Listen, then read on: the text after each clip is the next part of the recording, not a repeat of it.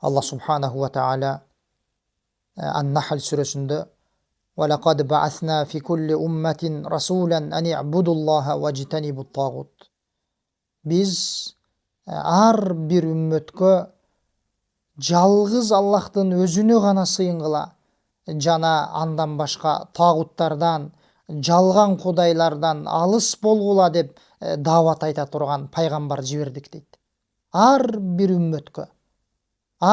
үммөткө жалгыз Аллахтын өзүнө гана кулчулук кылгыла жана андан башка жалган кудайлардан, тагуттардан, адамдар тутунуп алган жалган кудайлардан алыс болгула деп чакыра турган пайгамбар жибердик дейт. Ар бир үммөткө. Алла субханаху ва тааля, урматтуу мусулман бир тууган, бул аятында өзүнүн пайгамбарларын эмне үчүн пайгамбар кылып жибергендигинин себебин, максатын баяндап атат. Ал ад-дa'ва иля таухид ва нахью аниш-ширк. Жалгыз Аллахтын өзүнө гана сыйынууга болгон чакырык жана ширктен кайтаруу. Мына ушул максат. Алла субханаху ва тааляга таухид менен сыйынуу, динди Алла субханаху ва таалянын жалгыз өзүнө гана арноо. Ширктен алыс болуу менен бирге. Мына ушул. Ар бир пайгамбардын дааваты мына ушул болгон.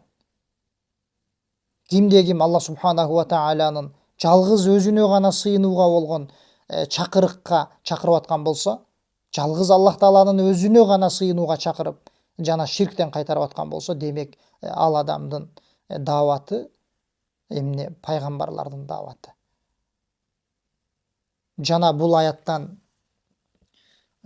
биз билишибиз керек болгон маанилүү маселелердин бири бардык пайгамбарлардын дини бирөө гана болгондугу. Бардык пайгамбарлардын дини бирөө гана болгон.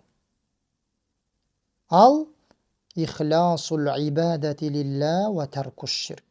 Ар бир пайгамбардын динин карасаңыз, жалгыз Алла субханаху ва таалянын өзүнө гана сыйынуу жана ширкти таштоо. Ширктерден алыс болуу. Кандай түрүнөн болбосун. Ар бир пайгамбардын дини мына ушул. Бир гана кээ бирки амалдарында гана айырма болбосо, бирок диндин негизинде эч кандай айырма жок. Ар бир пайгамбар жалгыз Аллах тааланын өзүнө гана сыйынгыла, жалган кудайлардан алыс болгула деп чакырган. Жана бул аяттагы негизги маселелердин бири, урматтуу мусулман бир тууган, Алла субханаху ва тааля тараптан келген пайгамбарлык бардык үммөттөргө жеткен. Ар бир үммөткө пайгамбарлык жеткен. Алла субханаху ва тааля өзүнүн пайгамбарын жиберген. Мына ошол пайгамбарлык менен ар бир үммөткө Алла субханаху ва таалянын дини, Аллахтын далили жеткен. Эми ошол адамдардын милдети, могул акыркы Мухаммад саллаллаху алейхи ва салламдын үммөтүнүн мойнундагы милдети дагы ошол пайгамбарынын динин кармануу. Себеби пайгамбарлык жетти, Алла субханаху ва тааля жеткирген. Наби саллаллаху алейхи ва саллам бизге диндин ар бир маселесин баяндап кеткен.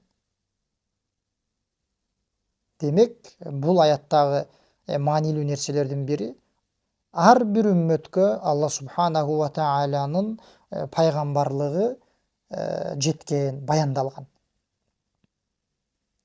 Жана ошондой эле бул аяттагы маанилүү нерселердин бири идаму ша'ни таухид, идаму амри таухид ва аннаху важибун аля жами'ил умам.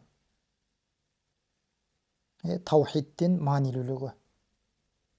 Жалгыз Аллах таалага сыйынуунун жана андан башка жалган кудайлардан алыс болуунун, ширктерден алыс болуунун улуулугу, маанилүүлүгү Мына ошол Алла субханаху ва тааляга таухид менен сыйынуу бардык үммөттөргө, ар бир адамга важип экендиги. Ар бир адамдын мойнундагы милдет. Алла субханаху ва таалянын жалгыз өзүнө сыйынуу жана ширктерден алыс болуу. Себеби ширк менен таухид эч качан бирге болбойт.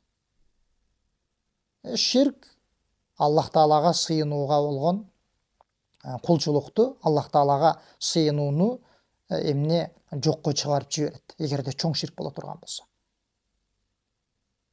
Демек биз бул аяттан биле турган маселелерибиздин бири ошол таухиддин улуулугу.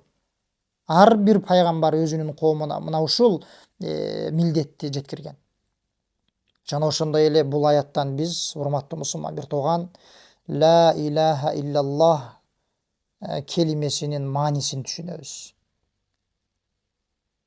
Бул келимеде баарыбызга белгилүү, ла илаха дегенде бүт жалган кудайлардын баарын четке кагабыз. Ла илаха эч бир сыйынууга татыктуу зат жок деген маани менен биз бүт жалган кудайлардын баарын четке кагабыз.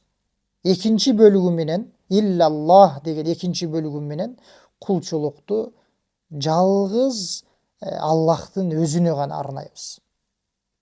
Кулчулук кылууга жалгыз Алла субханаху ва тааля өзү гана татыктуу деп күбөлүк беребиз. Мына ушул келименин эки шарты. Биз мына ушул эки шарт менен гана бул келиме менен күбөлүк келтирип, динди мына ушул ла илаха иллаллах келимесин ушул эки шарты менен карманабыз. Жалган кудайларды четке кагуу менен жана кулчулукту Алла субханаху ва таалянын өзүнө гана арноо менен. Бул аятты карап көрө турган болсок, бул аяттагы, азыркы аяттагы кудум ошол ла илаха иллаллах келимесинин маанисин камтып турат. Ла илаха иллаллах келимесинде кандай маани жаткан болсо, ошол маани азыркы аятта дагы турат. Бул аятта Алла субханаху ва тааля жалгыз ал заттын, Аллах өзүнө гана сыйынууга чакырып атат. Өзүнөн башка жалган кудайлардан, тагуттардан четтенүүгө буйруп атат. Ширктен кайтарып атат. Өзүнө гана сыйынууга буйруп атат. Бул ла илаха иллаллах келимеси дагы ошол мааниси. Ла илаха дегенде айтканыбыздай жалган кудайларды четке кагылат. Иллаллах дегенде жалгыз Алла субханаху ва таалянын өзүнө гана сыйынуу, ал заттын өзү гана кулчулукка татыктуу экендигин билип күбөлүк беребиз. Демек бул аятта ла илаха иллаллах келимесинин мааниси бар. Алла субханаху ва тааля өзүнүн дининде бекем кылсын.